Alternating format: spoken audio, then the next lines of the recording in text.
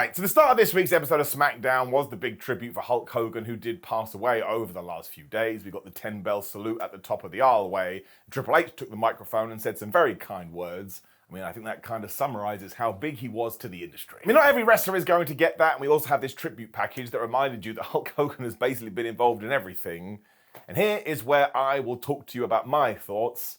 In fact, just to give it the gravitas I think it deserves, let's sit down. Because yes, wrestling as we know it today would not be the same without Hulk Hogan. He was the major reason for the boom in the 80s. He then did it again in the mid-90s. And even today, in 2025, if I meet someone and they don't watch wrestling, but they know that I like wrestling, who's the wrestler they go to? They always mention Hulk Hogan. And that is totally crazy, especially because he hasn't had like a match in 15 years or even been in a ring doing something physical. And there's probably only a few people in the world you could say that in relation to their sports or their form of entertainment. So I understand the emotions and I understand the feelings. And if nothing else, when these things do go down, we as human beings do go a little bit introspective because we're getting older and our heroes are dying. That's going to do something to your brain. It's a lot to take in and it's a lot to process. That's just the truth of it. At the same time, if we are going to go through somebody's life, we can't just pick and choose the moments we want to discuss. And if we go back to the awful and controversial and abhorrent things that Hulk Hogan did say, especially because if we are to believe the word out there, he never truly apologized for them, well, that is not something that I can just forget. And to be honest with you, as I sit here today, it's not just something that I can get over. I mean, the evidence is out there. You can go watch any of my videos from the last 10 years, and any time Hulk Hogan came up, I either tried to get through it very quickly because I'm a positive guy and don't really like to get into negative slagging matches, or I looked right down the camera and I told you Hulk Hogan isn't really for me anymore, so let's just move on to the next bit. So just try and sum it up a little bit better. When Terry Bollea said those offensive things, my fandom for Hulk Hogan stopped. Like, my entire premise, the whole way I see the world, is that it should be love and respect for all and we should be as nice as we can to each other because there's so many terrible things going on. So when he did do that, I mean, again, I'll just be honest with you, I could never see him the same way again. Now, that doesn't mean that he wasn't next level important to pro wrestling. Like, imagine trying to tell the story of WWE/the WWF without mentioning him.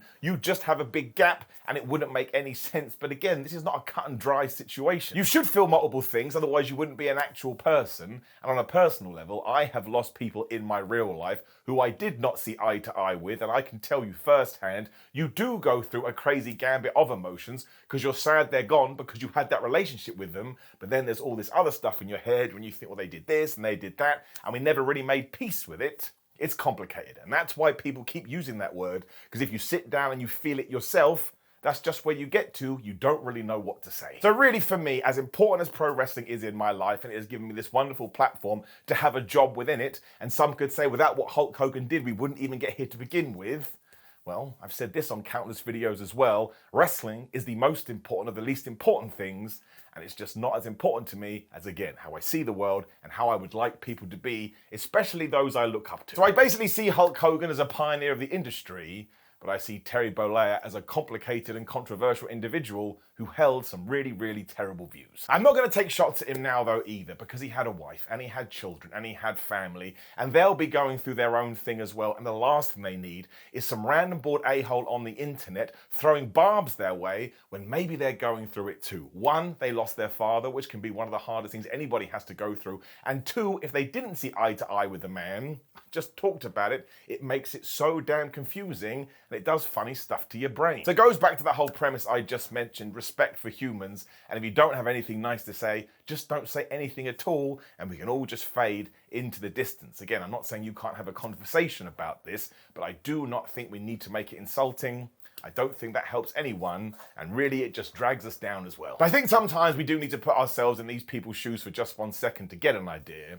But these are my feelings, and you can agree with them or you can disagree with them. That's your prerogative. I'm not going to say anything else about it. I'm drawing a line underneath it. I won't be responding to any comments because through the last few days, the whole thing has just become a flame war. And even I, in my own DMs, received some horrific messages which I couldn't believe, and I just don't think that's a path that anybody needs to go down. So, thoughts with his friends and family for all the reasons we did lay out above.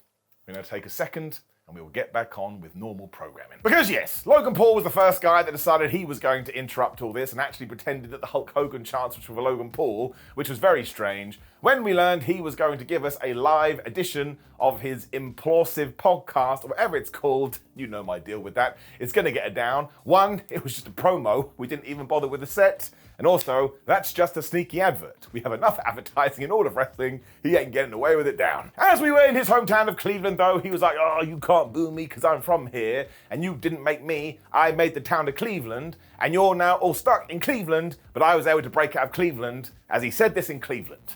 Like, Logan Paul, great point. He also said he's only doing this to give back to the community. It's like, bro, just go to a food bank. You'd be actually doing more good. When we learnt that Jelly Roll has learnt his pro wrestling rules, because he came out per rule 14.4, and he was like, dude, you ain't inspired no one except for convincing asshole kids they should go on the internet and post asshole content. I was like, well, look at that. We've arrived. The truest sentence that has ever been said in the history of wrestling. Paul then shut him up and said him and Drew McIntyre are the biggest and best stars in WWE right now. And who are you, Jelly Roll? He should have gone, I'm a Jelly Roll, and then started rolling around in jelly. But actually went, I'm the guy that's going to put you in a body bag.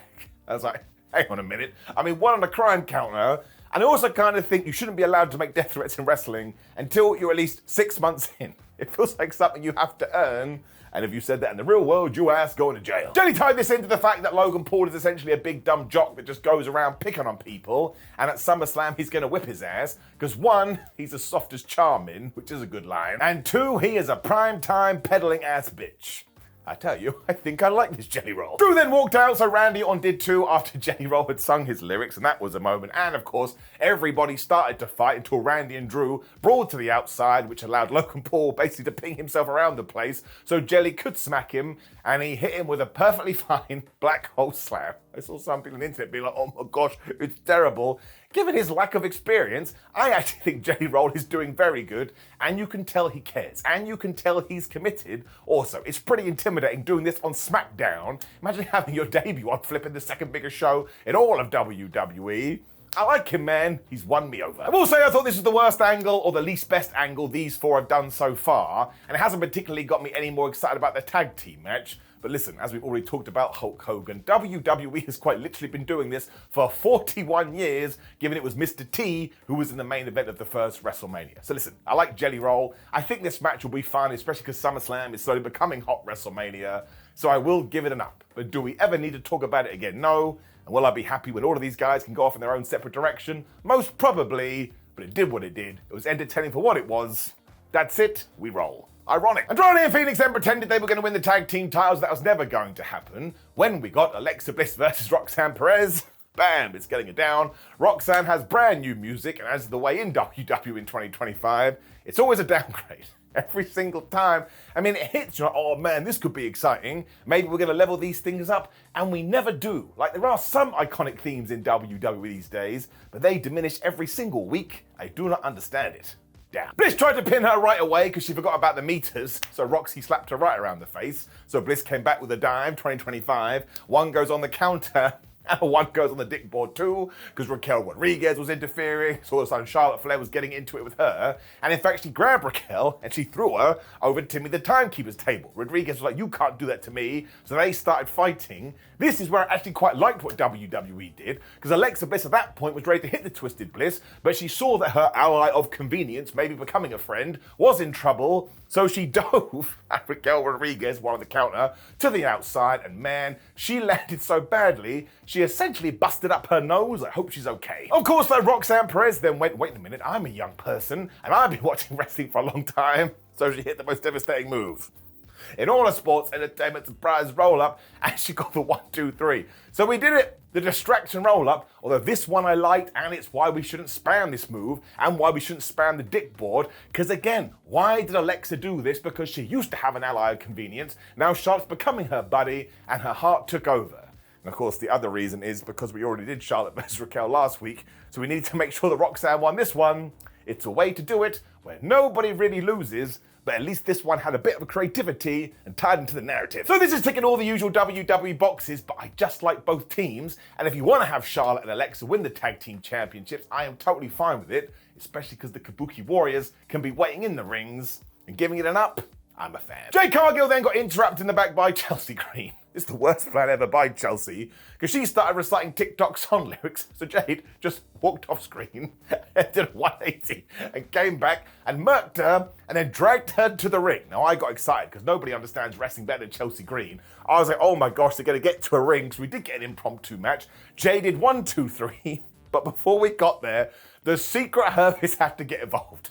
That's a 1 on the dick board. And it still only went like a minute. And she did hit Jade and she got the uno, dos, tres. There was just no need for it, especially because guess what happens throughout the rest of this episode of SmackDown? That's right, distraction, interference, and confusion. Of course, her Secret Service then jumped in and started to beat up Jade Cargill and Tiffany Stratton made the save. And this one didn't work for me either. It is way too stereotypical. It's proper like, oh, well, we're both baby faces, so we'll help each other. Although really, Tiffany and Jade are far more interesting than that, because neither of them comes across like a stereotypical babyface. Tiffany should not have cared about this. And even if you want to make the justification, oh, she just wants a fair match at SummerSlam, SummerSlam's a week away. WWE has taught us you can have like 48 hours and you'll perfectly be back on your feet, or you're Bobby Lashley and you get attacked by a chair. Different story for a different video. And Jade Cargill had the belt and she kind of rubbed it on herself before giving it back to Tiffany. So look, I'm giving the absolute walloping of Chelsea Green an up because Chelsea is just the best and Jade Cargill came across like a monster, but everything else is getting it down. It just fell into tropes, man, and I like tropes, but for a split second it did feel creative, and then we just went back to that old drawing board. Charlotte was then super nice to Alexa Bliss and said, don't worry, you lost, because we can win the tag team championships. So if you did buy a Ally of Convenience t-shirt, or We Are Not Friends, you've totally been screwed. They're going to be out of date very soon. Cody Rhodes then came out, and yes, he did address the Hulk Hogan situation and essentially said what we've already talked about. He was a very difficult and controversial person, or a complicated man, but did he change the legacy of professional wrestling and the WWE/F? Yes, he did. All of it is true. He then went on to talk about John Cena and explained his actions last week. He's like, listen, sometimes doing the right thing doesn't seem like the right thing at all. I was like, Codes, that is not going to hold up in court. It's like, man, I stole the pizza because I really just wanted some cheese. You're going to jail. In the true wrestling classic fashion, though, he said he wants the real comptroller, John Cena at SummerSlam, because that's the dude that he wants to fight, not this horrible version that Jonathan has become. He wants hustle, he wants loyalty, and damn it, we can beat the respect out of each other. There's your official tease that yes, post-SummerSlam, John Cena will be going babyface. We've been talking about this for the last few weeks,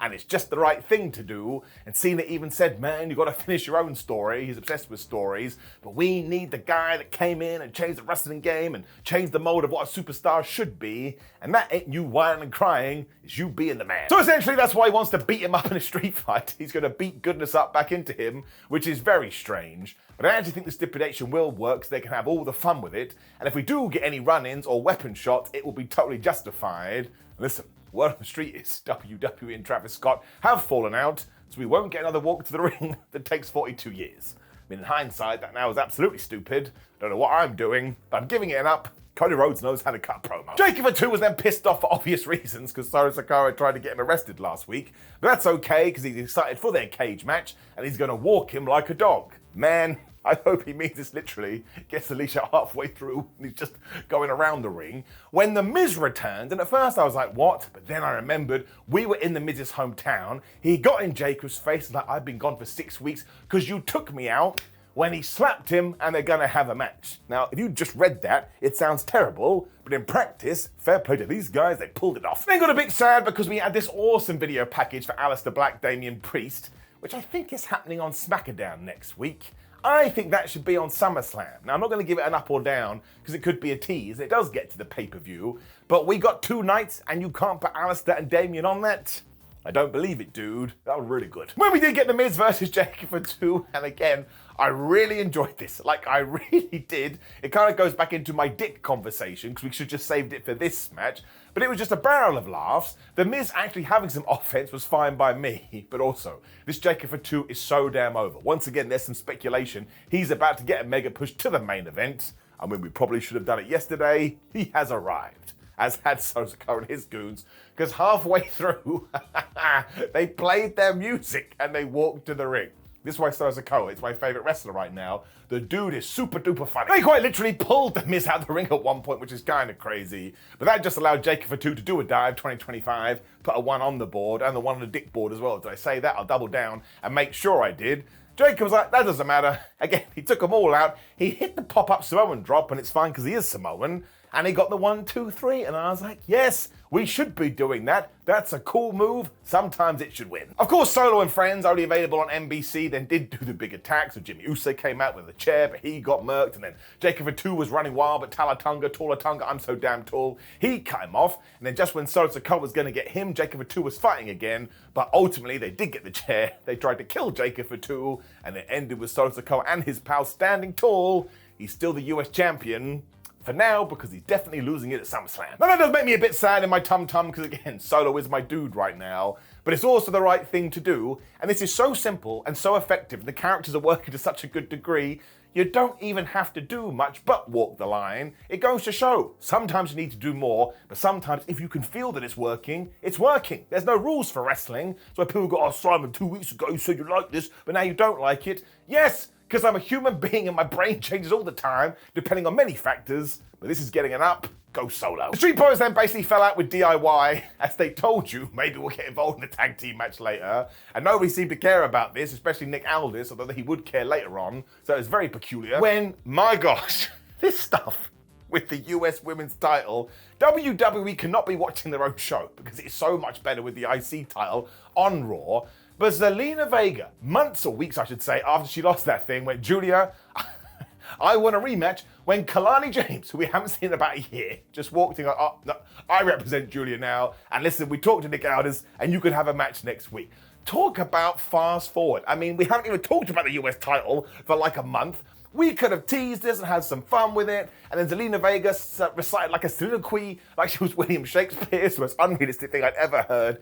It's not on them. They're being given this stuff, but it's not good. It's not working, and that title feels worthless right now, which is a shame, because Julia's awesome, Zelina Vega's underrated, and Kalani James knows what she's doing. She was great in this role, but to just turn up like you're some kind of Dorito, don't know what that means. It's getting it down. We just could have done it so much better. When we did get to our main event, the Wyatts taking on Andrade and Fenix with the tag team titles on the line. And I do enjoy how much these have been defended recently. It just makes whole SmackDown feel exciting. And of course, we've got about 422 teams that also want a shot. I wonder if that will tie into WrestleMania. Well, yes, it will. We're just going to talk about the finish, though, because I could not believe it. It was borderline hilarious. Andrade had it won. Fenix had done this amazing dive, put it one on the counter, and he hit the message. And just as the referee was about to hit the 3, which rhymes, so you think it would be true, Nikki Cross pulled the ref out. So, 1, dick board, and it's getting her down because every single match on this flipping show had distraction, interference, and confusion, and it's way too much. But also, on this occasion, the referee called a disqualification, even though 2 weeks ago and the month before that and all these other times, everybody's putting the referee out and there was no DQ. I even went back to Clash of the Castle when Solo Sikoa pulled the referee out. Oh no, but this time we need a disqualification. You can't do that. We have to set up the rules and you need to stick to the rules. Don't know why I'm getting so animated. In the real world, it doesn't matter and it's fine for what it was. But it's also really stupid and it's getting it down. All the teams then ran out one by one like they were James Bond villains, but the coolest thing was Eric Rowan took them all out, and we should do more of that. And essentially, after a bunch of people had done some dives, well, this was outside of an official match setting, so it doesn't go on the board. DIY dragged Nick Aldis to the ring. He was like, I'm sick of this. I don't know why his AI voice was like, dude, how did you need this match to become sick of it? So at SummerSlam, we're going to have like a 47-team TLC. So we are just copy and pasting here. But do you remember what they did on that SmackDown after WrestleMania? 1, it was absolutely brilliant. And 2, think about what they would do at SummerSlam. So that announcement is getting an up just because I feel like we should support it as much as possible. But the rest of it was some of the silliest dicks I've ever seen. And I regret saying that. You shouldn't watch this show, it's stupid. It really was a bad way to get there, though, and I tell you, this SmackDown gets a thumb right bang in the middle. What has essentially happened is that WWE is scrambling to get to SummerSlam because they only gave themselves 2 weeks of build, that there are some cracks in the holes, or some holes in the cracks. Either works, but I wouldn't go as far to say it's a bad show, but it's probably a show that you can just read on the internet, so it's a thumb in the middle. Like, we don't usually do that, but I do reserve the right, and my rights have been reserved. What? Now, of course, please do leave a comment below. I shall not be reading them as already talked about, but again, after a while, you have to protect your own mental health. Like the video, share the video, and subscribe. Click the video on the board, which will be ups and downs for Monday Night Raw. And otherwise, I truly mean this. I appreciate you watching. I respect you all. However you are choosing to deal with the information is up to you. I'm not saying anything about it, but I'm in a privileged position where I do get to talk about wrestling, and I was never going to ignore it. I just wanted 48 hours to think about it, especially because I knew that WWE would tie into SmackDown, and I don't want to be one of these people that runs to the internet to try and get some clicks of somebody's death. I think that is pretty damn bad.